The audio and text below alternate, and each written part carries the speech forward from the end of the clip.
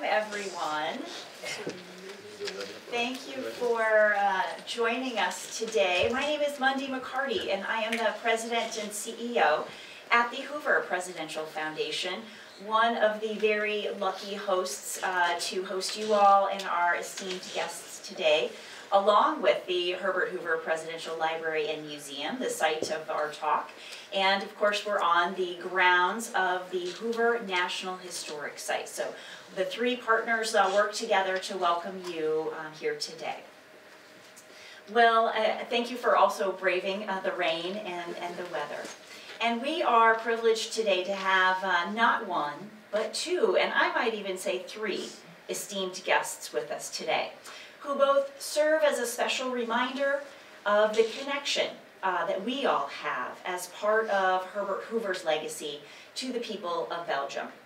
And we're honored that that still exists today, and this visit is an explanation of that, and reminds us all, I think, of the difference that one person in the Herbert Hoover and Lou, I should say, can make.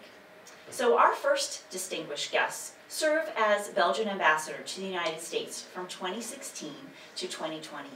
Prior to that, he had a distinguished career with roles in the Belgian government, European Union, and United Nations.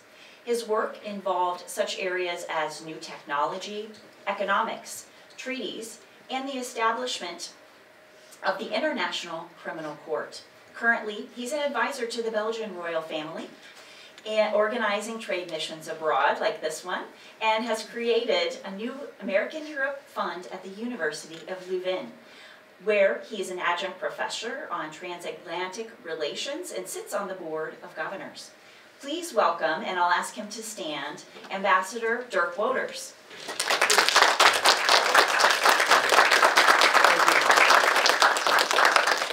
Thanks for being here. Our second distinguished guest is the Professor of International Law and International Organizations and Jean Monnet Chair at the University of Leuven. He is the founding director of the Institute for International Law and of the Leuven Center for Global Governance Studies, and serves as administrator of the America-Europe Fund. His presentation that we'll see today is titled The Restoration of the Leuven Library After World War I and the Role of Herbert Hoover. He addresses Hoover's involvement in the restoration of the library after its destruction in World War I. Please also welcome Professor Jan Wouters, right here. And if I also might point out a third distinguished guest, we've got the Honorary Consul of Belgium here with us, in Patrick Van Nevel and his lovely wife, Barb. Patrick has been instrumental in the connections that we continue to have with the country of Belgium. So, Patrick, would you please stand as well? I'd be honored.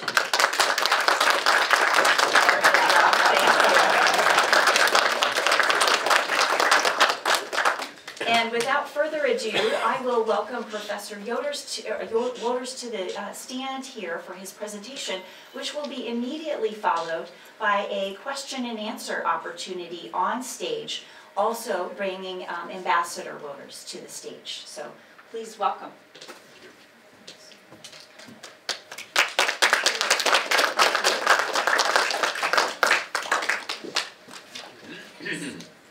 Excellencies, ladies and gentlemen, dear colleagues, it's a tremendous honor for me to be here at this wonderful Herbert Hoover Library Foundation, the premises. We've just been to the cottage where Herbert Hoover was born. It's an amazing experience, and I'm deeply, deeply moved by it, and also by the honor that I can give a modest presentation here on something that I have done essentially as a hobby, because I'm a professor of international law and international organizations, and you would wonder, what does this have to do with your expertise?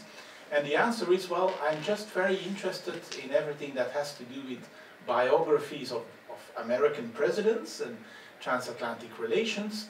And we do have at our university in Leuven, the Catholic University of Leuven, we do have basically very close to the law faculty where I am teaching, this beautiful building, the Central Library of KU Leuven, and that's where all the story is about today. It's an amazing story, a tale of unique American generosity but in this particular case also an even more unique tale of a giant and his good-natured work as a humanitarian. So that's why I gave it the subtitle, American Generosity in Action. I'll start with a couple of basic figures or data about this University of Leuven, which the K stands for Catholic, the Dutch word for Catholic.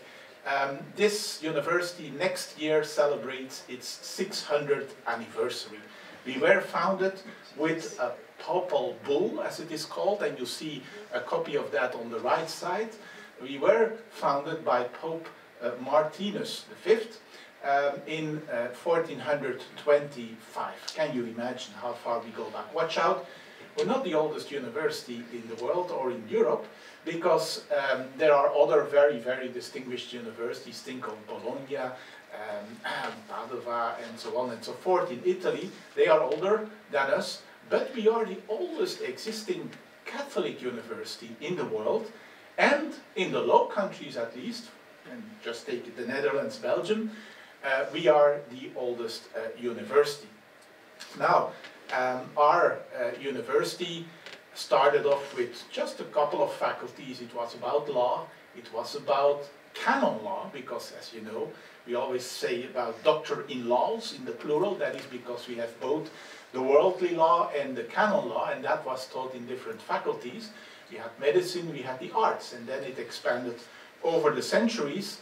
And the Central Library has, well, at least until 1914, always been based in the so-called Old Clothes Hall, because the history of Leuven is something which is fairly familiar in many, many places in Europe. The university was founded in 1425, around the time that the old industry, which had made Leuven as a city prosperous, basically the textiles industry, that went down. We were always in Belgium and the Netherlands, in the Low Countries, we were always, let's say, in the hands of the big powers. And you may remember that, yes, this was the time of the 100 Years' War, France and England, and of course, Flanders, the country basically where Leuven is based, Flanders was always very much dependent on English wool. But then, on the other hand, we were also dependent on the French king. And when France and England were in 100 Years' War, it was very difficult for that industry to survive. But when that industry went down, the great idea came up to found a university. And that's indeed how it was done in Leuven. And that this Old Clothes Hall is essentially today the place where the president and the vice presidents of the university hall, what we call the Hallen, in the Rue de Namur, the Naamse Straat. Okay, it's not, we have gone through all kinds of things in history. As I told you, Belgium did not exist prior to 1830, so we were always part of one of the other European empires. We have been ruled basically by all the big empires in Europe. We have been ruled by the Spanish, we have been ruled by the Austrians, we have been ruled by the French, because after the French Revolution, they conquered a large part of Europe, including the Low Countries. And especially during the French Revolution, lots of things happened because, I mean, the French were anti-religion, so they disbanded all these religious orders. They disbanded, they basically closed the university, and they took our books. So the very first disaster of the Leuven Library was at the time of the French occupation, and they confiscated and shipped off the books to France, of course. Fortunately, after that, say, revolutionary and Napoleonic era, we got most of the books back. After that era also, and I'm now referring to 1817, you know, there was the demise of Napoleon. If you ever visit Belgium, you have to go to Waterloo to see there, let's say, everything about the big Battle of Waterloo of June 1815, the final battle of Napoleon. Well, in 1817 we were refounded, but as a state university, not as a private university. Because then we were in the United Kingdom of the Netherlands. And so we were under Dutch rule, for the Dutch king ruled Belgium as well. We shook off the Dutch rules only 15 years later. It didn't last very long, for a variety of reasons in any event. But in those times it was a university, but not a Catholic one. And the refounding of the Catholic University happened after Belgian independence in 1835. But strangely enough, initially that Catholic University was not based in Leuven, but in Mechelen, Malines. Not to be confused with Moulin, besides. Now, but that was just for 1 year, and then everything moved back to the old city of Leuven. I skip a lot of our history, but I should tell you that we're doing very well. We're very old, but we're at the same time very young, very dynamic, very innovative. The university is a world-class university today, ranking number 42, one of the highest in Europe on the Times Education ranking. And we have been repeatedly, considered to be the most innovative university in Europe according to the Reuters ranking. Here you see also a little drawing of Pope Martinus V. I skip most of that happy and less happy history, but I now immediately go to the era that we're talking about, the Great War, the eruption of the First World War, which of course we didn't know it was the first, so it was just called the Great War, La Grande Guerre. And let me tell you a couple of things to just freshen up your historical memory. How did this all start? How did the war come to Belgium? You have to know that Belgium, having been established in 1830, was essentially a neutral state. There was a treaty between the big powers from 1839, a treaty that had been signed by England, by France, by the Austrians, by the Prussians, the predecessors of the German Empire, guaranteeing the independence of Belgium as a country, provided they would always, for perpetuity, remain neutral. So we were a neutral country. Very important to understand the context of the First World War. Now, the First World War basically got started, at least the first thing happened, on the 28th of June 1914. 28th of June 1914, Sarajevo.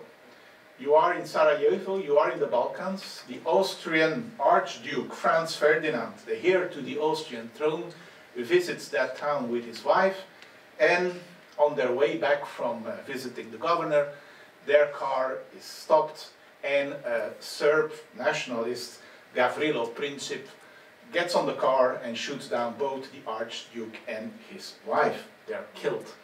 And this was amazing, because this set in motion a number of events. It's almost like collapsing domino things that triggered the outburst of the First World War. Because what was the situation? Europe was in a kind of explosive situation. There had not been a major war for many years, but there was big rearmament, there was big distrust, there were big tensions.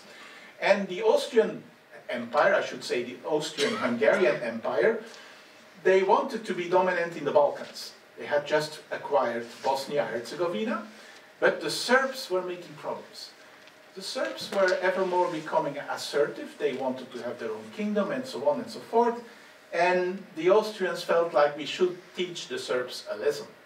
So when this assassination took place, it was in a certain way a dreamed opportunity for Austria to basically crush the ever more assertive Serbia.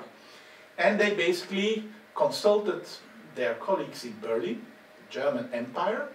The German Empire found it wonderful that the Austrians would do something vis-à-vis Serbia, so Austria gave a so-called moratorium to an ultimatum to Serbia, which was very humiliating and so on. Serbia agreed on most of the terms, not all, and because they hadn't agreed on all of the terms of the ultimatum, Austria declared war to Serbia. And now you get the chain of events. Why?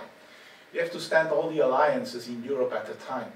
The French, the English, the Russians were together in a triple entente, a triple alliance. Who was in the middle of Europe? You had the German Empire and the Austrian-Hungarian Empire. The Austrians and the Germans worked well together. And they felt eingekranzt, to use a German term, if you see a little bit constrained by this triple entente that was surrounding them. The Germans in particular were very much afraid of this combination of Russians, French and English. So Austria declared war on Serbia, essentially to teach them a lesson, and with the backing of Germany. But who was the great friend of the Serbs? until today, the Russians. And the Austrians actually knew that if they declared war on Serbia, they would also basically have a conflict with Russia. And indeed, Russia started, as a kind of anticipatory action, a big mobilization of its troops. It didn't declare war, it started to mobilize its troops. And then Germany comes on the scene. Why? Because Germany was, as you know, a very recent state. Germany, just as a state, was created around 1870. They were becoming ever more powerful, very strongly industrialized and so on, but they felt frustrated. Germany felt like it was frustrated because of the big powers with all their colonial empires, the British, the French and so on, and Germany didn't have really anything. And they felt like we should have a better place in the European concert, in the global concert of nations. So there was a lot of frustration, there was a lot of militarization, the Prussian military influence, and there was indeed a military plan that you have to be aware of to understand why they invaded Belgium. Because Belgium had nothing to do with the events on the Balkans, Sarajevo. Belgium had nothing to do with the French-Prussian War of 1870. Belgium was just an innocent, neutral little country in the middle. But the Germans, there was a German general called von Schlieffen, and he had a plan. It was, I would say, an almost diabolical plan. Because the idea of the Germans was, we have to prepare for a double war. We will be threatened by the French in the west, but also by the Russians in the east. And remember, the Triple Entente, they can attack us at the same time. And we cannot afford a war on two different fronts at the same time. That was his thinking. So what was the incredibly smart, but somewhat unrealistic plan of von Schlieffen? You know, we will have to attack France first, take them by surprise, put everything on the railroads, all the military machinery, win from them in 6 weeks' time, and then put everything back on the trains, go into the east to attack Russia. If we first conquer and win from the French, and in 6 weeks we are in Russia, the Russians are so slow and backward, they will not be yet ready with their mobilization, so we can still beat them. That was the plan. It was called by a historian, war by timetable. Meaning that, yes, they really, every hour, every day counted to implement that plan. Now, how could you take the French by surprise? Because the French had fortified their borders after the Franco-Prussian War. The only way to take them by surprise was using the Belgian territory to basically go through it with your troops and then a surprise attack on France and go until Paris, and then it would be over. So that's exactly what the German emperor wrote to the Belgian king, Albert. He wrote a letter asking for the Belgian permission to use Belgian territory for the German troops to invade France. And Belgium didn't agree. The Belgian king must have been in a very difficult moment to make that decision, but he basically did not consent, and then Germany declared war to Belgium, invaded Belgium, and then indeed on the 4th of August, that's where the troops invaded from the east, from various parts in the east. It's a long preparation for my story, but it helps you to explain how come that suddenly we, a neutral, peaceful country, were invaded by the Germans, a country that we were not having any bad relationship with. It was just part of the von Schlieffen plan and the big German strategy. Now, I now come to Herbert Hoover. Okay, what does this have to do with the invasion of Belgium? Well, let me say one thing. Herbert Hoover at the time, he was a very successful mining engineer, was worldwide connections, he had been in China, and he happened to be in London. And in London, he then suddenly got the news of the war being started, and then he was told, you know, there are 200,000 American tourists in a complete panic on European soil. They're stranded everywhere. They want to go home, but they don't have any money except for some pocket money. They don't have any transportation and so on. So please help us. And so this was the very first Hoover-led operation, essentially creating order in a complete chaos and being able to organize shipping, basically contacting all these shipping companies and doing an orderly repatriation of 200,000 Americans from Europe to the United States. 50,000 Americans every day were shipped to the United States. Can you imagine the logistics of such an operation? That was Hoover. That was really Hoover being able to really organize that in an incredibly orderly manner. It took a lot of money, of course, because most of the Americans could not pay for it. They only had pocket money with them as tourists. But in the end, even that enterprise ended without losses. So amazing, amazing thing. But that was the very first thing. And then when that had been done, August, beginning of September, Hoover was planning to go home, of course. He would go back to the United States. It was September 1914. But by that time, Germany had invaded poor little Belgium. And he, in London, was called upon by the American ambassador to Great Britain. And there were delegates from the Belgian government and the British waiting for him. And they basically told him the following thing. You know, Belgium is suffering starvation and famine. How come? Well, you know, the Germans had occupied Belgium. And they were very ruthless. They basically requisitioned everything, food. They took possession of the factories. They even took the bells out of the bell towers of the churches because they melted them into cannons. You know, everything, everything. Everything was being plundered. And so there was no food. People were unemployed. There was hunger, starvation on the rise. And so those Belgian politicians went to the American embassy in London and begged Mr. Hoover, can you please stay and can you please organize some kind of humanitarian action for poor little Belgium? And then it's beautiful, this is recounted in the memoirs of Hoover. As you know, Hoover wrote a 3-volume memoirs. Amazing read, amazing read. And he recounts that and he basically said, I need some time to reflect on this. Because it was a big dilemma for Hoover. Hoover was a successful business person, and with his worldwide networks, in a certain way, if he wouldn't have had such great morality, he could have made a lot of fortune from the war. Because all these needs for metals and zinc and lead and what have you, he could have made a great fortune. He took 3 days and nights to reflect upon it, and he said yes to the Belgians. I will do it. But there was nothing. He had to start from scratch. And so he started, basically, in that moment, the CRB, the Commission for the Relief of Belgium. Commission for the Relief of Belgium was born initially as a purely philanthropic private initiative. Soon, fortunately, it started to receive also official financial support from the United States, which was not in the war. The United States was neutral, but it was willing to support the humanitarian relief operations. The US would only enter the war in 1917. So Hoover got all these donations and support from both the United States and other allied powers. He negotiated in Berlin with the Germans that he would have permission to give food and distribute things to the Belgians. It was not only Belgium, it was also the north of France, because the north of France was also occupied. You had the trench lines and so on. At a certain moment, this CRB, Commission for the Relief of Belgium, was feeding 10 million people every day. Can you imagine? 10 million people on a daily basis. What an incredible organization this required. And so yes, he put this all up with great difficulties, but then again the organizing genius of Hoover made it work. I'm going to give a little quote from his memoirs, because he's basically also telling about the enormous problems he faced in Belgium.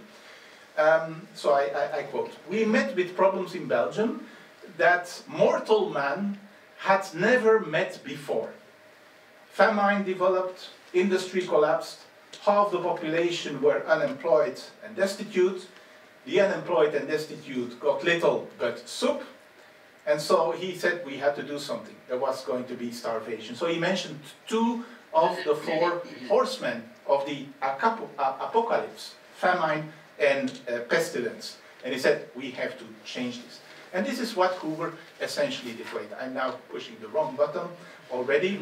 So the CRB, the Commission for the Relief of Belgium, became an enormous organization. There is a great book that goes in far details with all the figures of the work of the CRB. It's called American Food in the World War and the Reconstruction Period. Because I have to tell you, it doesn't stop in 1918. It stops only in 1924. Let me explain to you.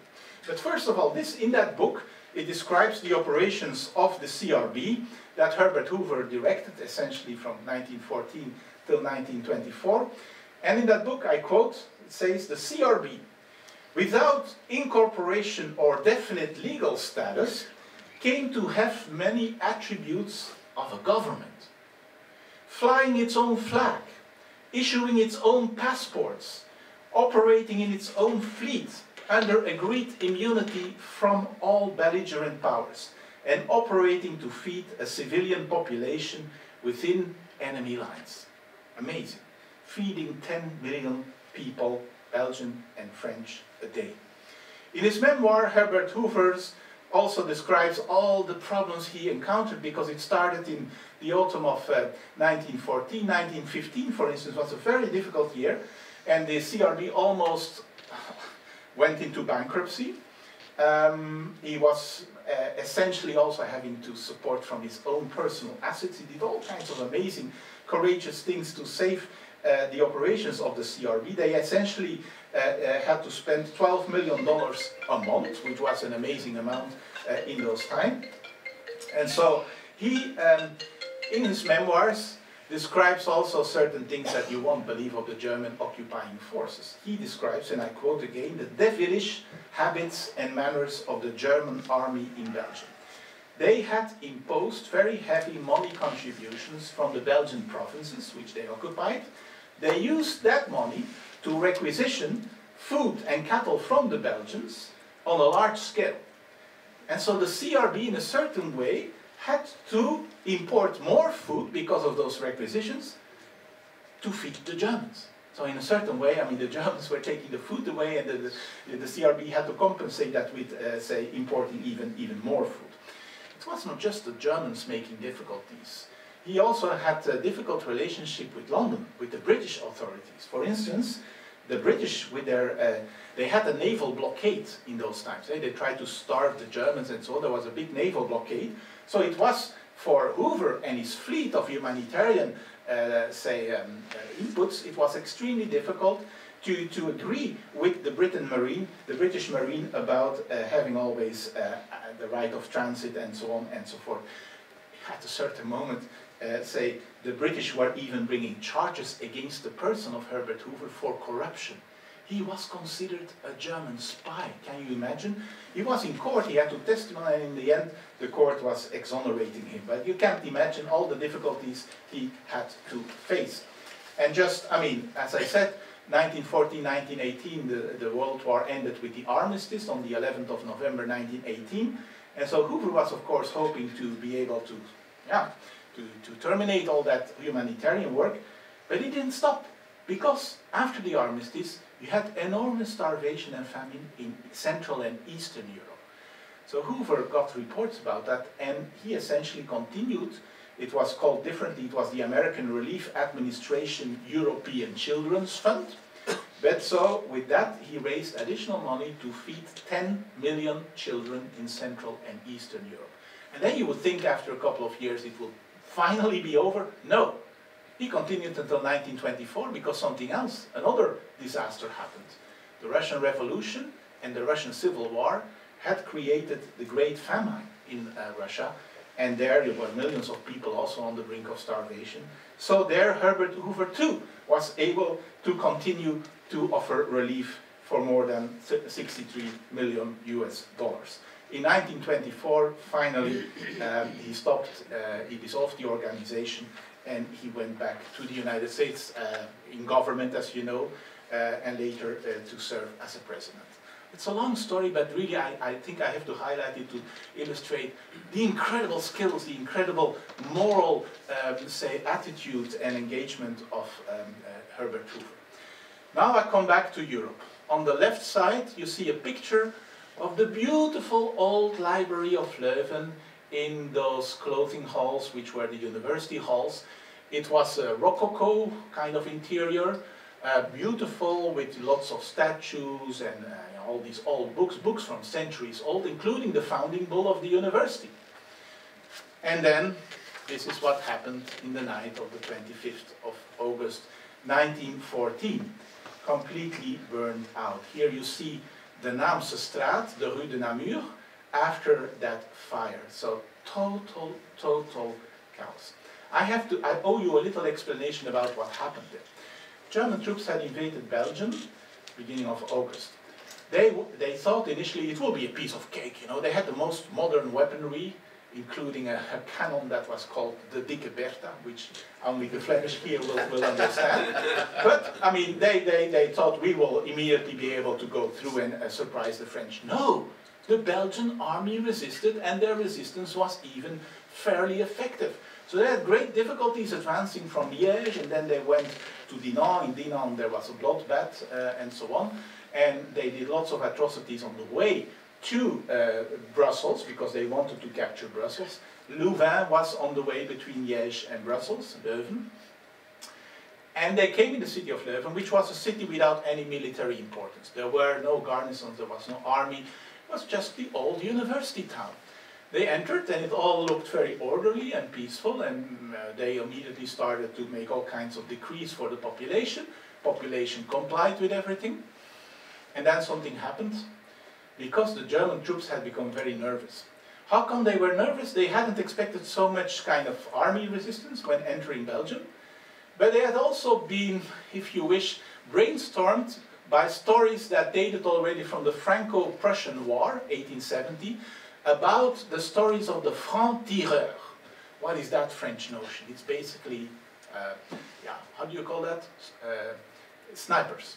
Snipers. So the French soldiers had been told, watch out, in those French-speaking places you have all kind of snipers, and they hide among the belt, in the bell tower of churches. They will kill German groups. So they were all kind of pretty, say, brainstormed against everything that had to do with Catholic churches, snipers, bell towers, and so on. They killed a lot of priests, religious people, on the way to Leuven. When they arrived in Leuven, they were all still pretty nervous. And then at a certain evening, you had a case of friendly fire between nervous German troops. They shot each other. They, of course, never wanted to tell that to their authorities, so they basically blamed the Leuven population, the civilian population. They took hundreds of civilians, they fusillés, they basically killed them on the train station square, which is now called the Place des Martyrs, the Martyrs' Place. And then they put the city on fire. If ever you visit the city of Leuven, there are entire quarters where every house has a plaque, has a little plate in stone that shows you the year 1914, a sword, and a fire. Because indeed 1/3 of the city was burned down by the Germans, who went house after house with phosphor bombs and so on and so on, including the library of Louvain, with those century-old books, parchments, including the founding bull of the universe, without any mercy. That's what they did to Leuven. Why did they do that? They wanted to deter the Belgians from further resistance. They had to conquer Antwerp, they had to still go to Brussels, and they said, this is the fate that will await you if you resist us. You know, it was a lesson for the Belgians. Of course, the world at that stage reacted in horror. Everybody, everywhere was saying, this is a war crime, this is inhumane, how can this be? A library, a university library, and the Germans, even with the help of lots of German international law professors, they wrote a book basically justifying what they did. The German emperor wrote letters saying, yeah, my heart was bleeding, but we couldn't do otherwise, we had to do it to defend ourselves. They presented this as a legitimate act of self-defense because of the francs-tireurs, the snipers that were unlawfully killing German troops. Okay, totally made up history, but that's indeed what the German story was. And for a long time, until the 1950s, there were German historians who were buying that kind of story. Now it's not believed anymore. Okay, so the situation was Leuven didn't have a library anymore. The university continued to operate with everything they could. Many professors had fled. Many had fled to France. Many had been given hospitality in Cambridge, Oxford in England. Some of them came to the United States and stayed a number of years at US universities. But then again, I already told you the work of the CRB, Herbert Hoover providing food to millions in Belgium. There is something interesting here. You see a picture of a bag over there. This was the typical kind of, say, bag of the CRB in which they put all the food and the other donations. Those bags were very valuable because the Belgians were able to make clothes of them and so on. There was starvation, they needed everything they could get, so there is a whole museum with, say, those bags and with kind of clothes that were made from those bags and so on and so forth. But then the big question was, how shall the University of Leuven get back its books and its library? So you had a worldwide network of solidarity everywhere, not just in the United States, with governments, with universities, with people donating masses of books to Leuven. That's fine, and that was great, but they didn't have a physical library anymore. The building was totally destroyed. And so at a certain moment the idea came up that in America we also needed a fundraising campaign, not just for books, but also to rebuild a library. And that's how you got this thing. The National Committee of the United States for the Restoration of the University of Leuven. Established basically immediately after the armistice. You had, a committee formed, headquartered in New York in the J.P. Morgan Library, chaired by the president of Columbia University. You know, Columbia is now in the news with their president for other reasons, but at the time, Nicholas Butler was a very special man. He basically was president for nearly 50 years. In the first half of the 20th century, one president, Columbia University, Nicholas Murray Butler. And he was the chair, and members of that committee included Teddy Roosevelt, Taft, Belle da Costa Green, who was the librarian of the J.P. Morgan Library. And then indeed, the question was, how can we do fundraising to rebuild a library? And what played some role in that was a visit to New York of a very important Belgian prelate called Cardinal Mercier. And I thank the technicians of this place to allow me to, hopefully without technical difficulties, show you a little movie of the visit of Cardinal Mercier to New York.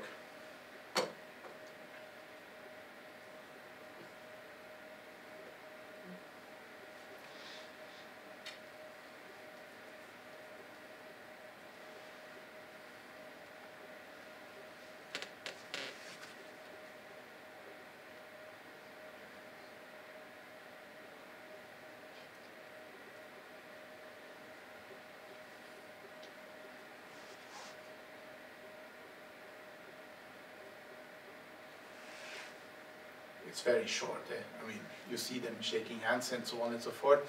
But this, he was a great cardinal.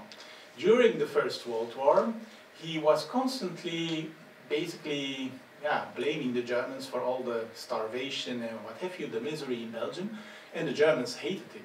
At a certain moment, he was also put under arrest. They didn't dare to do anything else with him, but they put him under house arrest. But he was the voice of basically the resistance in Belgium, and he was also known like that. And he was also apparently a very effective networker, because he had written letters to the Americans calling upon the United States for generosity to give back on poor little Belgium, but by extension also the University of Leuven. And this is indeed what happened, and hence you had this fundraising committee chaired by Nicholas Butler. Here you have a picture of Nicholas Murray Butler in his beautiful house. It's a mansion on Morningside Avenue at the Columbia campus. We have been there, Dirk, a couple of days ago. And there's also a very interesting but very critical book written about Nicholas Butler by a Columbia University author. It's called Nicholas Miraculous, because the guy was amazing. He was, of course, very, very powerful, amazingly networked. He was corresponding with all possible, important academics everywhere in the world. He was the friend of kings, emperors, presidents, just named. He also actually went into politics at a certain moment. He would have liked to go for a presidential election, but he never made it in the primaries. In any event, Nicholas Butler, a very ambitious man, became president of that, that chair of that committee. Later on, he would also become president of the Carnegie Endowment for Peace. And so there you see also the Carnegie Endowment has done a lot of things with regard to libraries, reconstruction, and so on in Europe. Of course, we were very grateful for all the actions they did, because that committee from New York sent letters to all American colleges, universities, schools to ask for donations to construct a library. And indeed, this is what happened under his, directions. There was a lot of, money that was being collected. I have to say a few words about this because it sounds like I'm praising all the time Nicholas Butler, but I can tell you one thing. Herbert Hoover and he were no friends. Herbert Hoover, in his memoirs, wrote some very, very, very critical things about Nicholas Butler. But essentially, what was the problem? Nicholas Butler, under the impression of Cardinal Mercier's visit in New York, and with this beautiful committee and so on, very ambitious, very well networked, he of course wanted to be very bold and said, okay, we, the American people, we are going to construct a library for you in Leuven. And yeah, he had made that promise, and he had even chosen an American, New York-based architect, Whitney Warren, the one who designed Grand Central Terminal Station in New York and many other buildings in New York. Warren was also a very special personality. He lived most of the time in Paris, where apparently he had something of une maîtresse. But so Warren indeed designed a beautiful building. You have seen it. The style is very much what is called inspired by Renaissance architecture in the Low Countries. But so, yes, that building of a library was an immensely costful exercise. And so originally the budget was estimated, $400,000, $500,000, but then it went up as it typically goes in this type of construction works. And so it turned out that the committee that Butler was chairing could not find additional money anymore. They were in troubles. The works, the construction works, had to be suspended. And there was a lot of alarm. I mean, the Cardinal Mercier was writing letters, the Belgian king was writing letters, the president of the KU Leuven at the time, Monseigneur Ladeuze, was writing handwritten letters. I've seen them in the personal archives of Mr. Butler in Colombia. Handwritten letters, please begging, well, what shall we do? I mean, we cannot continue the construction. There is no money for it anymore. And then I'm going to quote you from the memoirs of the Deus Ex Machina, because that Deus Ex Machina was Herbert Hoover. Okay, what does he write? Dr. Nicholas Butler, in an explosion of high-powered generosity after the armistice, promised the rebuilding of the library by contributions of American school children and college students. He received many honorary degrees from Belgian universities. He collected some $200,000 or $300,000 US. He hired an architect, Whitney Warren, and started construction on the $700,000 project. It collapsed, to the mortification of every American. And therefore, to preserve our national faith and restore the library, the CRB, the Commission for the Relief of Belgium, took it over and completed it. In other words, without Hoover and the CRB, we would not have had that library. And yeah, of course, the historians look mainly at this committee and the work of Butler, but you have to know the full picture, and the full picture was that Herbert Hoover was the one making it all possible. Here you see some interesting picture. That's an example of a handwritten letter of Monseigneur Ladeuze. You see the stamp of the Université Catholique de Leuven. It was all in French. He wrote in French to Butler and so on and so forth. Here you see interesting pictures. At the time they still had money. The laying of the first stone in Leuven was the time that they gave a honorary doctorate to Butler.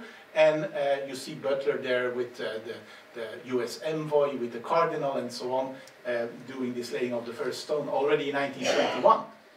But the library would only be really finished in 1928 because of all these suspensions and so on. This is Whitney Warren. These are the originals of these beautiful designs for the library in Leuven, which you still can visit in the architectural archives of Columbia University. Beautiful, beautiful library. And the whole library, you just have to visit it to understand and to feel the symbolism that it is breathing in all possible respects. We had 48 American states at the time. The library tower, the bell tower, is exactly 48 meters tall. The American eagle is perched on the roof. You see also this symbolism here in that stone. You had 48 stars on the clock face. 48 carillon bells and one bass, so-called Liberty Bell, donated by the US Engineering Association. So the engineers who had died on the battlegrounds in the First World War, they had also said, we're going to do something special for you. We have those bells which we donate to you. First stone laid with cement from Portland, Oregon, and so on. Nothing but symbolism. Every year on the 4th of July, the American flag is there on the bell tower, and of course songs are being played by the carillon. On the walls of the library, it's a visit in its own right, you have those hundreds and hundreds of engravings of the names of the colleges, the schools, the universities that donated to the restoration of the University of Leuven. Every day thousands of people pass by. Most of them don't know what happened, why these engravings are there. That's why I'm deeply convinced we have to retell this story to all new generations. In the library you have a beautiful bust of Herbert Hoover. You have also a square where you now have beautiful fountains, the so-called Herbert Hoover Square, with the view on the library. You may know that in Stanford, in the Hoover Institution, there is also a beautiful tapestry of the artist Floris Jesper, honoring Herbert Hoover and the work of the CRB. I'm coming at the end of my story. I'm just a couple of additional things. In 1919, we were June 1919, almost the time that the Versailles Treaty was concluded in Paris. Who visited that old library and got a honorary degree there? In the ruins, in the middle of the ruins, you see it here, Herbert Hoover.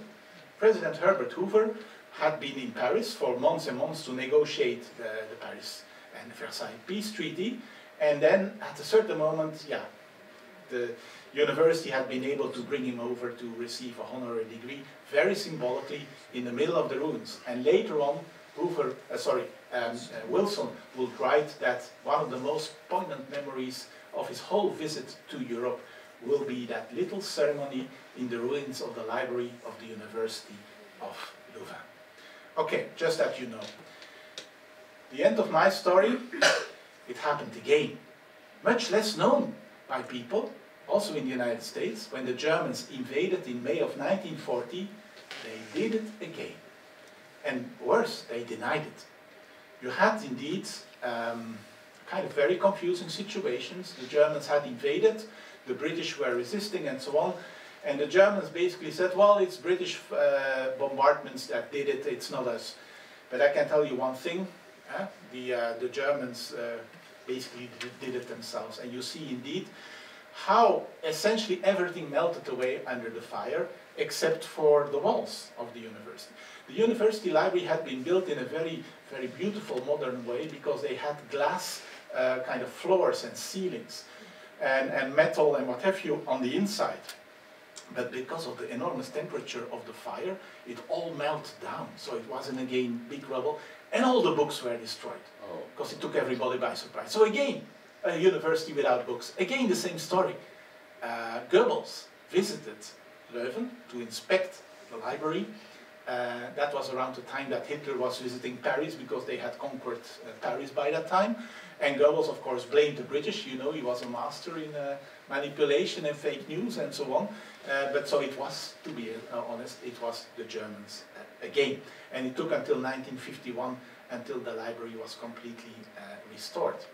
So that is the library today as a symbol of Leuven. For me, as a symbol of Atlantic cooperation, understanding, and most of all, of American generosity. And I'm going to end here with something special for you, which is the Leuven Carillon of the Bell Tower, playing the popular hymn of Ukraine. I hope we can hear it in full sound and that you can enjoy it all. Thank you very much.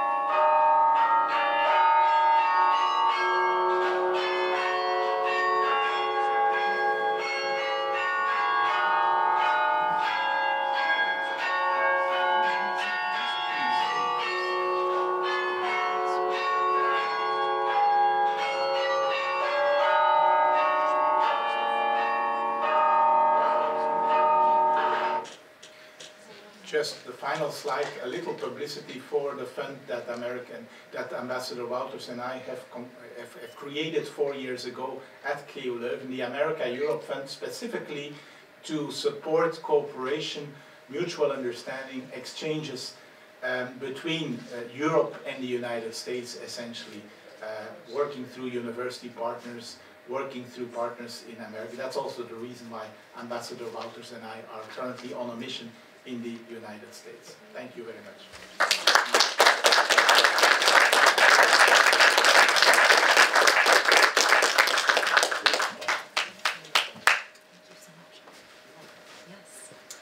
We'll pull over some chairs here and we'll welcome also to the stage Ambassador Wouters and open up to any questions that you might have.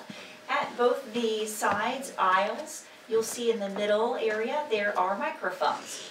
If you happen to have a question, we ask that you please step up to the microphone and I am happy to facilitate your question. So Ambassador Professor Wouters, if we can have you at the center stage, there is a microphone for you as well. Yes. You guys might have to share this one. Just set the chairs. Thank you. Thank you so much. Wonderful. A bit intimidating. Well, I might just start us off with a question, if I may, to kind of break the ice here and get the group visiting with us. But thank you again, Professor Wouters, for that presentation on the work of Herbert Hoover.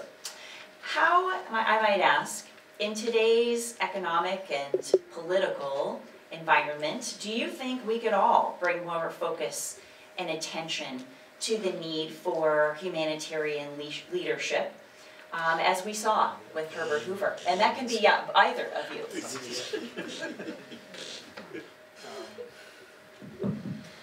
Well, thank you for that question, and I've been thinking constantly about the personality of Herbert Hoover, thinking we need a Herbert Hoover in this world. Why? Because look around, all the ongoing wars. We live in a world where war is back, including in Europe.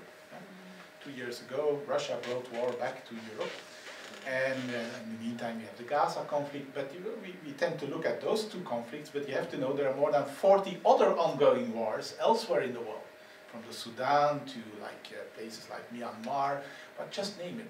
So war is everywhere again in the world, and we know that there are huge humanitarian tragedies. Again, we look at the starvation in Gaza. But you may know that in Sudan, there are more than 2 million people who are on the brink of starvation because of this ongoing civil war there.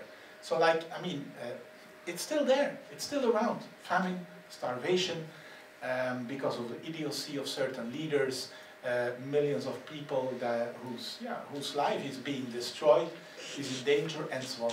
So we still need great humanitarians. Who are the great humanitarians of today? The good news is we have lots of organizations. We have USAID, we have the European Union's humanitarian relief, we have the United Nations, we have the World Food Programme, just name it. Very important agencies. But I think we still need people that are able to personify those ideals, the humanitarian ideals. The ideal that you have to try to feed and to give a decent life conditions to everybody, regardless of ideology, regardless of nationality, say religion, ethnicity, and so on and so forth. And for me, that is the great example of Herbert Hoover that we desperately still need in today's world. Wonderful. Also, yes, but just speaking from my personal experience, 40 years as a career diplomat, those humanitarian personalities and leaders, we still need a lot of them that Professor Wouters described. I mean, I discovered in those people the following characteristics: certainly being compassionate, certainly being generous in heart and head, certainly considering public service, if it's a public servant, not as something that is, let's say, a burden, but as Hoover would say, a very noble endeavor. and also having a mindset of producing new creative ideas. Just to illustrate that last point, I spoke a lot and I visited sometimes the Gaza Strip, and what always struck me were two things. That is that these people, when there was no war, they were economically locked in. For example, there was no airport, which would allow goods to take out of the country instead of being controlled when they were transported by trucks every mile by Israeli and other security forces. So an innovative idea, well, in the meantime, 7 years ago somebody had this idea, was to build an airport. If you look, if you visit the area in Gaza where this terrible humanitarian situation exists, there is a very small piece of land between the sea and where the fight is happening. It's beautiful, it's a sandy beach and then a small piece. I always thought that it would be possible for humanitarian action to do more with that piece of land. I mean, and things are happening now. I know organizations, humanitarian organizations, who are logistically bringing to that piece of land, it's not very well known, inflatable hospitals by boat. It's risky, but if the border is closed with Egypt, it's better than nothing. And now also the American friends are taking, I think, an innovative idea by establishing a kind of, well, a small harbor to allow ships to land. Humanitarians need also to have a mindset of innovative ideas. Yeah, great, thank you for that comment. And looks like we have a question here from Greta. Greta. Well, thank you both for being here. I've enjoyed this talk. You got me thinking on two different things. So I have 4 adult children, 3 of them still are at university. How do we get them to want to serve? How do we get them to really hear these stories more and take it to heart and want to have the humanitarian efforts and or serve in politics? Right now, it doesn't seem like that's the reason why people go into politics. Shall I start? Thank you for your question, and I know what you mean when you say having adult children and even the non-adult children. I mean, just imagine you are living as a child, as a young person in this world, not just with the wars we have been describing, with climate change, with the pandemic, everything that has happened in the last couple of years. It does something with young personalities. And but I think indeed that's the big challenge.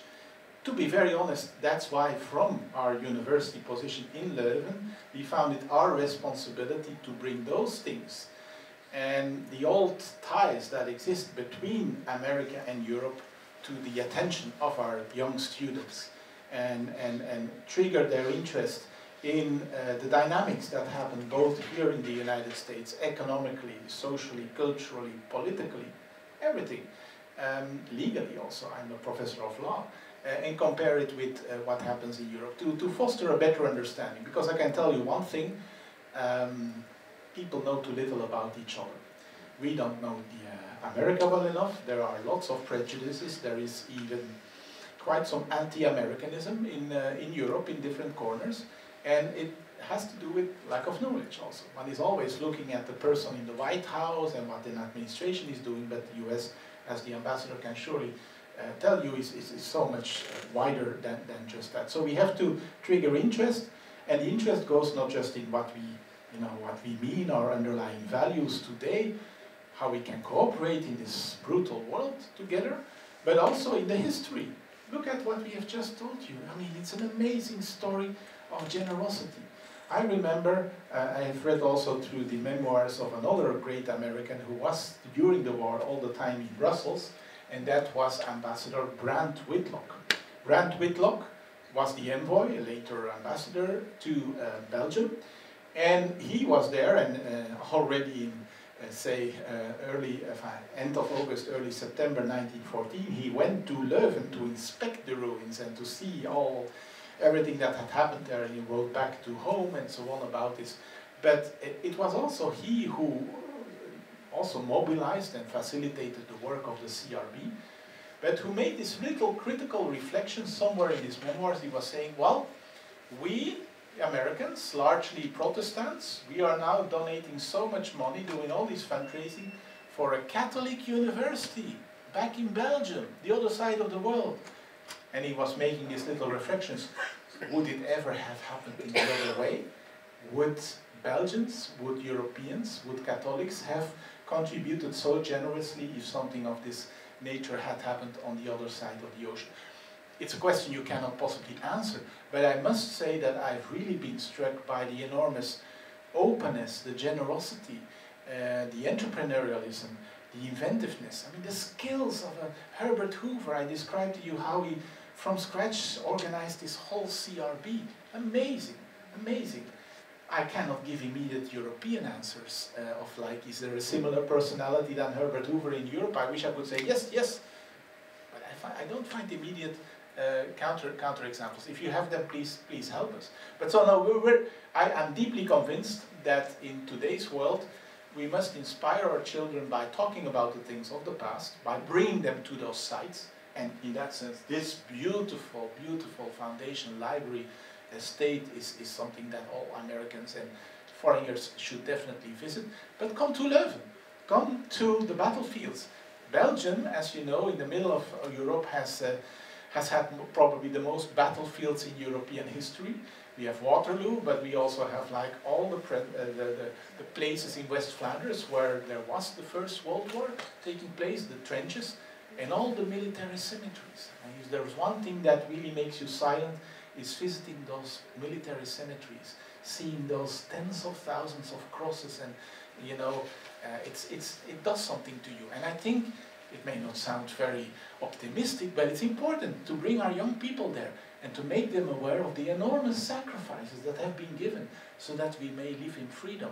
So yes, it takes an enormous effort, I think, from parents, from educators, from schools, from universities and so on, but I think we have to really continue to do that.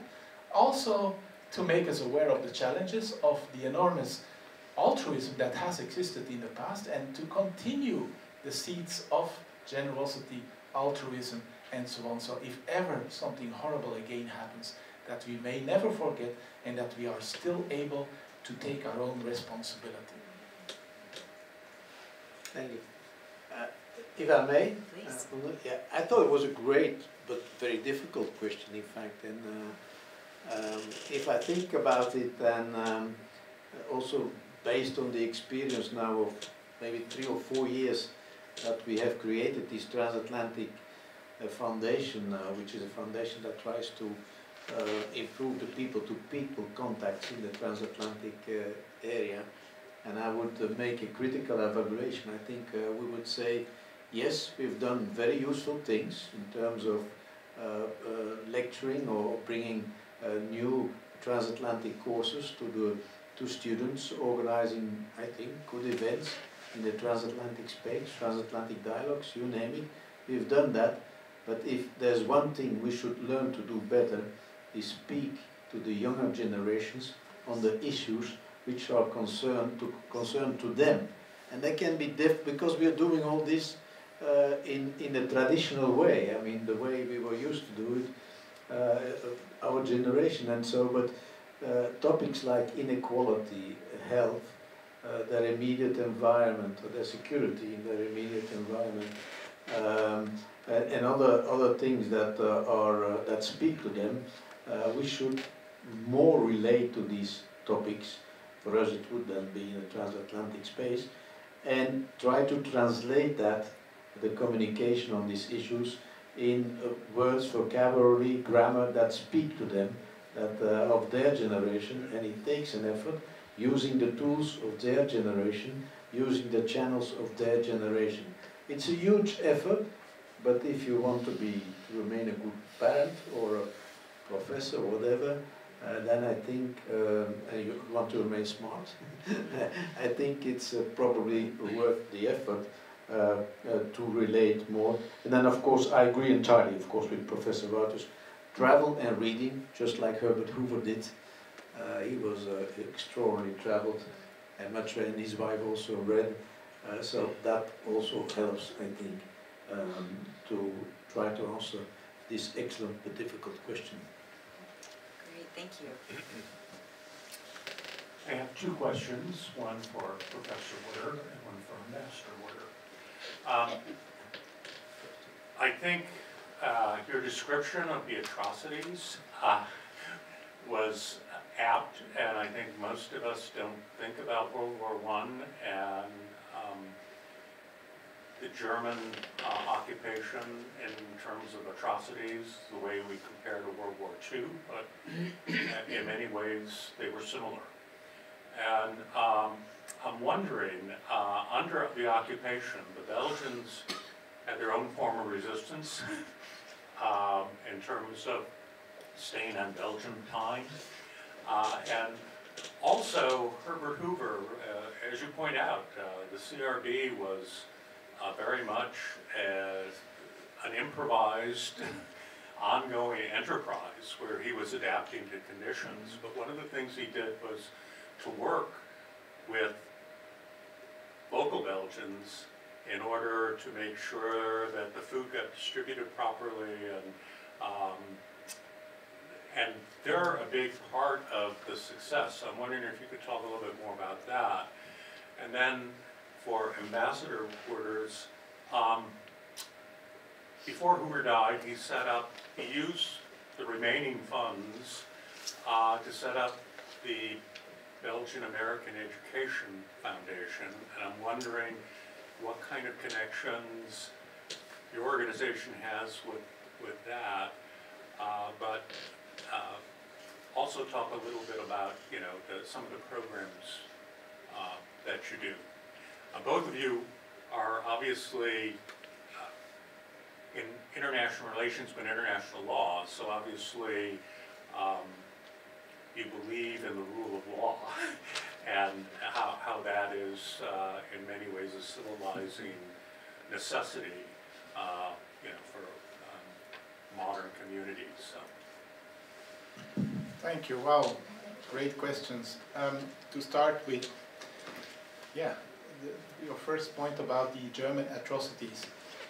I always thought, before I learned about the First World War in more detail, I always thought the Second World War was the worst. In terms of, yeah, we think of the Holocaust, we think everything that happened then at a massive industrial scale. But when I read more, and there are some very good books about this, about the German occupation of Belgium, it was really lots of systemic atrocities and plundering. In a way, Belgium was a very prosperous country before the First World War. If the G7 had existed, then we would have been a member of it, because we were very early on an industrialized state. We had big banks, big corporations investing all over the world, building railroads in Tsarist Russia, in China, in Canada. And I mean, can you imagine? We were really very, very prosperous, and yeah, it was just a beautiful era. Remember that before that basic catastrophe of 1914, this period was called the Belle Époque. You know, there was an enormous optimism. It looks like finally humanity has an era of peace, prosperity, scientific breakthroughs were happening, and like it looked like, yes, the 20th century would be the era of, you know, the human peace and prosperity and whatever. It turned out very, very differently. Okay, but so when the Germans came, and I still wonder how they could be so ruthless, because everything happened from day one. As I told you, bloodbaths in Wallonia, Dinant, there is still a monument about the hundreds of civilians who were killed. Leuven, what they did there. But also, like, they put lots of civilians on trains, animal trains, to go for forced labor in Germany. Those people only returned years later with permanent disabilities. They were, I mean, they suffered from all kinds. They had been so mistreated. So this kind of concentration camps thing already happens in the First World War. You know, it's not a new invention of the Second World War. And then indeed the industrial exploitation, even in the form of the chopping of trees. Can you imagine? They needed all those trees to build their trenches. The German trenches, besides, were very different from the trenches of the Allies. The German trenches were very comfortable. How come? Yeah, they had occupied that zone, and they had very luxurious places for their officers in the trenches. They had underground trains connecting them and so on. The trenches of the Allied forces were much less comfortable, I can assure you. But so they took all the wood, and at the end of the First World War, Belgium almost didn't have forests anymore. We were not able to print the Belgian official journal, Le Moniteur Belge, Belgisch Staatsblad. We were not printed on paper anymore because we didn't have enough paper production anymore. Yeah, the bells of the towers of the churches had been confiscated, melted into cannons. All the factories were empty, all the machines, everything was taken away. So, I mean, like, yes, Belgium had become, yeah, really a disastrous zone, not even mentioning the starvation and the famine of the population. So can you imagine? It was pretty ruthless. I have to say something as a professor of international law. I've always also been working on international criminal law, and you may know that after the Second World War, we had for the first time war crimes trials, the Tokyo, the Nuremberg trial, and so on. But what you may not know is that the Versailles Treaty, the treaty that resulted, that Woodrow Wilson negotiated and so on, the Versailles Treaty also had lots of provisions about a possible war crimes trial. There was the idea to create an international tribunal. Of course, the judges would only come from the victor countries. And who would be the first one to be judged by that international criminal tribunal? The German emperor. Because he got, as Germany as a state, but the German emperor in person was given the blame, was given the responsibility for triggering this war and violating, as the Versailles Treaty names it, the sacred character of treaties, the sacrosanct character of treaties. Yes, the 1839 treaty guaranteeing the perpetual, say, independence of Belgium as a neutral state. The Germans had just considered that, and I use a little German term, ein Pfötchen Papier, just a little piece of paper. They are just rolled over Belgium, not caring about international treaty. All of that was meant to be part of an international trial against the German emperor, who by the time of the armistice had basically gone from the throne. There was a revolution in Germany. He was asked to abdicate. He was staying in Belgium besides, not at the front lines of course, but in the luxurious resort Spa. That's where he had his big surrounding, or he lived in luxury. And then at a certain moment he knew that there would be these war crime trials, and so you know what happened? He took a night train with all of his belongings to the Netherlands.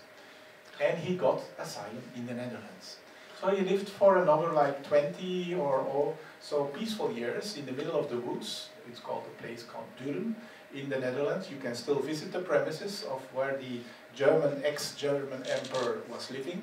He died in 1941, peacefully, and he got a modest state funeral paid for by Adolf Hitler, who by that time had invaded and occupied the Netherlands. Because you must know, the First World War, the Netherlands were neutral, were not occupied by the Germans, even though it was initially part of the von Schlieffen plan. But in the Second World War, Hitler invaded all of the Netherlands, Belgium, Denmark, France, just name it. But so yes, just to say, there was the plan under the Versailles Treaty to prosecute for the first time a former head of state, the German emperor, under a war crimes tribunal, but the Netherlands gave him asylum and refused to extradite him. So the trial stayed something on paper, never happened. The real war crimes trials came after the Second World War, you see. Besides, there was a little provision in the Versailles Treaty specifically about an obligation for Germany to donate books to Leuven, the University of Leuven, so that the library could function again. And that's something which they have done in the 1920s and 1930s rather punctually. That's what they have done, right? So that's a provision, explicit article in the Versailles Treaty. But just to say, yes, enormous atrocities, and again, as you rightly said, Herbert Hoover worked in a very, it was not an improvisation scheme. He structured it very carefully, because you had the CRB, but then you had say, local responsible committees, both in Belgium and in the north of France, with local people, including the chair of the CRB was the famous Belgian industrialist Émile Franqui. And so it worked actually very well from, let's say, a central level to the local municipalities where all the aid had to be distributed. That was very well organized. The only problem was, as I said, the Germans took lots of the food for themselves. Yeah? But so, I mean, as such, as an organization, again, chapeau. Well, on the second question, the Belgian American Educational Foundation, very briefly, they provide grants to Belgian students wanting to study in American university, generous grants, but also the other way around. So in the other direction, American students wanting to go to a Belgian university. The funds that were initially received, or the remaining funds of CRB, were multiplied by a factor that would make at least my head spin. It's financially a very sound organization today that has more than sufficient capital. You know what I'm saying? I mean, the key person there that is responsible for, I think, a successful development and a very good use of the capital that was received from the CRB is a professor in Yale University. His name is Emile Boulpap, and we have, our organization has a partnership agreement with the Belgian American Educational Foundation and a very regular dialogue with Professor Boulpap, among others, on the most intelligent ways to improve the cooperation between American and Belgian universities, in the first place on exchange programs. So he's a very good contact from that point of view as well. There are other organizations that give grants to Belgian students to come to the United States and the other way around, but this is certainly the Belgian American Educational Foundation, a very successful, probably the best known one, and every year together with our organization we inform students in Belgium and promote going to the United States, study abroad in the most objective way, and we do that together with the Belgian American Educational Foundation. So that in a nutshell. Can I say something very different? Please.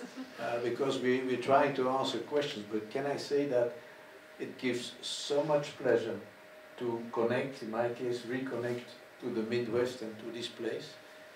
For us, our organization was so important to come to the Midwest, and of course, here being at the Hoover Library, that's the most important connection, but there's also the friendship connection with our honorary consul, Patrick Van Evel. And I would like to pay tribute to everything he's doing, because he's not just a good ambassador of Belgium to the Midwest and to the place where you live, he's also a good ambassador of your communities to Belgium in the direction. So he's working both ways in a very effective way. I would like to thank him and his partner. I have myself also another connection to this, let's say, place of the world. I mean, the best gift my wife ever gave was a tractor, a John Deere tractor. I'm using it every week. So I think about you every week. That's great. Monday, Looks like we have another question. I have an off-the-wall suggestion or comment to make. I was struck by this program saying Hoover and the restoration of the Leuven Library. I'm sorry if I mispronounced it. Are you individuals aware that the library is in the process of raising money to expand the Hoover Library in order to better tell the story about the association with Belgium? And do you think there are any organizations in Belgium or individuals in Belgium who might be willing to help with this effort? Well, that probably exceeds a bit my expertise and competence. So I understand that. So this is the exercise of raising money for the restoration of this of this library. So, and you're looking for partners in Belgium? Is that? Yes. Yeah. I mean, we hear all the time what Hoover did for Yeah. Belgium. And that. I And got it. now, are there individuals in Belgium who might like to help us and the Hoover Library better tell the story? Yeah, maybe. I just praised you, Patrick. Because I know you're working on this more than we do. Is it okay? Yeah. Okay, thank you.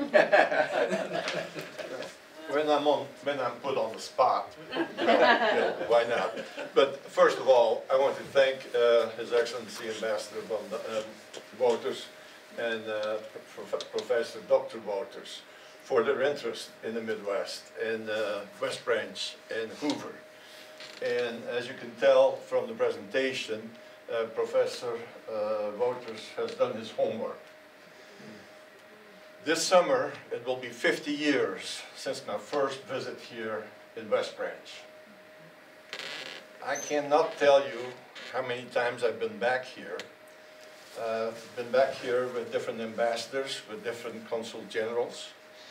It's always been a very tight schedule to bring those officials here, because much of the diplomatic traffic goes between the East Coast, between Belgium and the East Coast, West Coast, and the Southwest and the Southeast.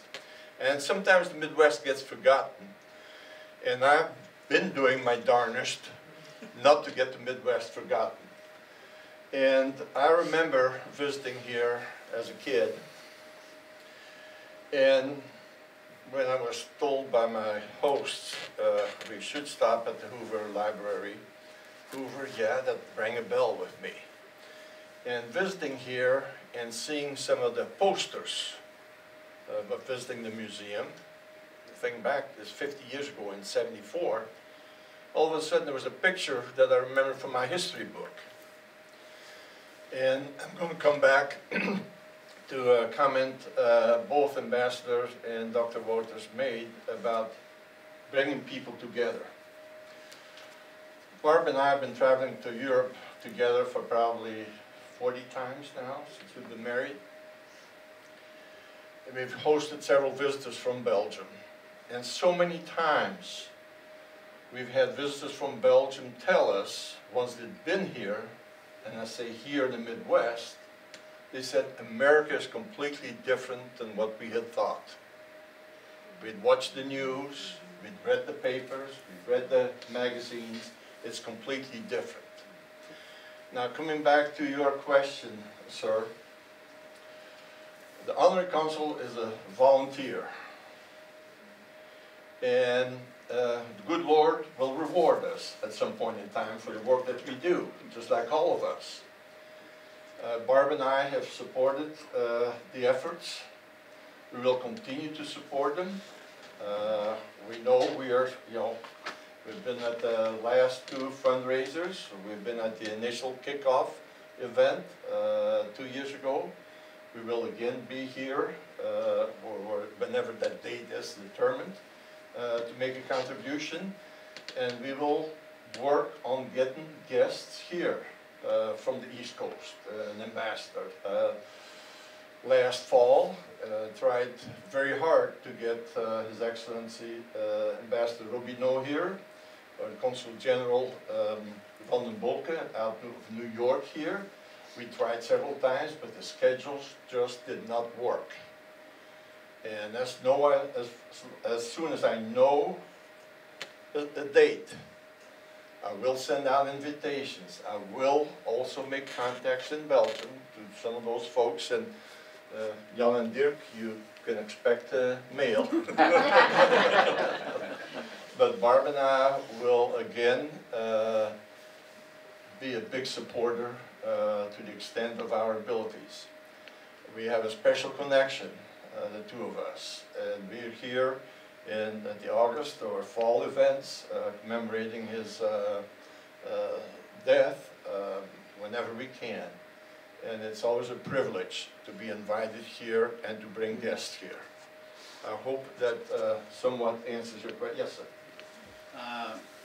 If you felt that I was asking you personally and your wife for more support, that's not what I was asking. No. So what I want to know, do you think the normal citizen in Belgium today is aware of the current intent to expand the library here in Iowa to better tell the story between the United States and Belgium? Do you think the average citizen knows this? The average citizen in Belgium is, I think, not as knowledgeable as your community here in the greater Johnson County, Cedar County area, or the state of Iowa. You know, our governor has been very supportive. You know, every government, whether it be the local municipalities, the counties, the states, the federal government, they're always very careful with their budgeting processes and where is the money going. A lot of it depends on who's in charge and who writes the checks. And it's people like us who have to make those contacts.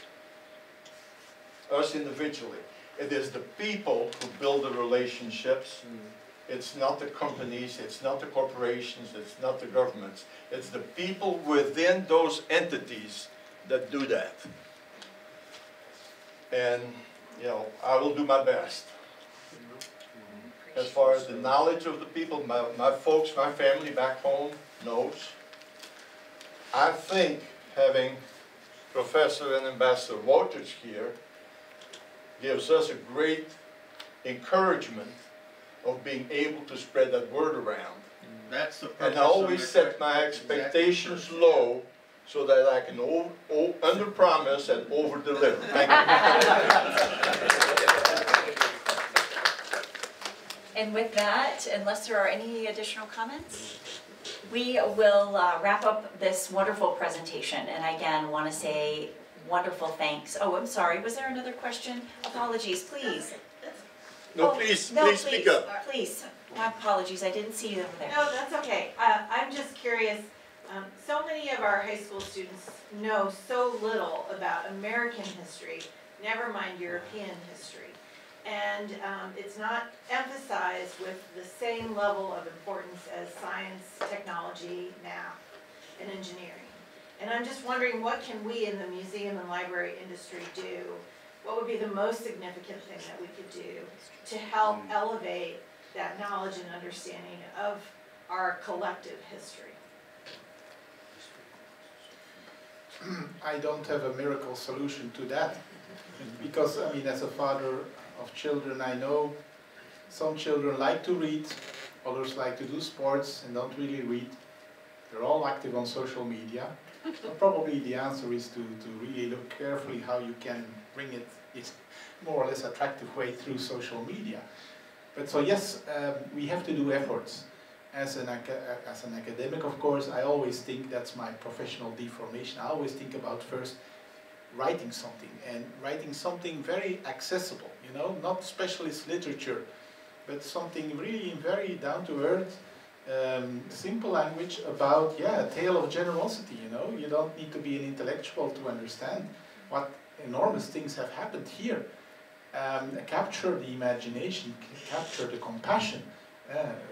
Look at people who are suffering and then see how you can solve it. We have a war museum in Belgium besides, in Ypres, which was a big place of the First World War, where indeed when you entered the museum, every visitor had to take a ticket, and the ticket was basically about an individual soldier in the trenches, a person who had really existed. And when you walked through the museum, you followed the fate of the soldier, his letters to his loved ones. I mean, what he went through, you didn't know in advance whether he would survive or not the First World. But this, of course, gives you immediately a connection, a concrete connection, and the empathy, of course, is immediately triggered by that. I guess these are the kind of things we have to do. Accessible things to read, to absorb, possibly, I mean, audiovisual things. Nothing so strong than showing it. Maybe we should ask Steven Spielberg to make a movie about Herbert Hoover and the restoration of the Leuven Library. I mean, it's a great story. And if you come to Leuven and if you climb the bell tower, there is a permanent exhibition that tells you the story again. It's again fascinating. But of course, you have to get there. You have to be open to it, and we have to tell those stories to the young ones. We have to transmit things to the young generations. And I'm sometimes afraid it's not just the young generations who have forgotten about that, but the generations before. Yeah, it's a long time ago. It's more than a century ago, you know?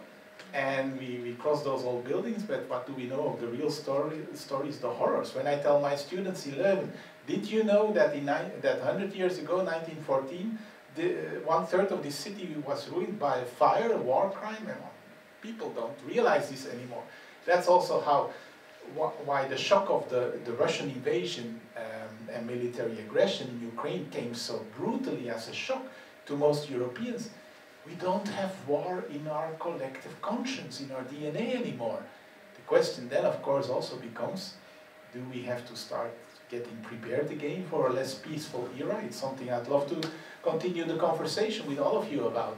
But so, I mean, yes, these are very important things, and I fully agree with you. We have to be creative in being out to reach young people from very young age onwards, and we don't have to wait until they're in high school or college or university. We have to start much earlier, because if you tell stories about concrete human lives, concrete suffering, concrete generosity, and like morally people like Herbert Hoover, I'm sure it will captivate their attention. Just very briefly, thank you for the question. Where are you? Ali? In the back. Oh, there you are. Now, of course, in Europe there is a bit of discussion at the level of the policy, education policy at let's say government level. I mean, for years there has been this promotion of STEM, but now I have the impression there's a bit of a reaction and trying. I mean, there are a lot of groups who try to promote or reintroduce into the priorities of educational programs and policy history. So there is something going on. But your question was also very concrete. What can we do ourselves? And I think one thing that worked for me when I was having an organization that had to promote the European integration project. It was we were at student level now. I was chairing that organization.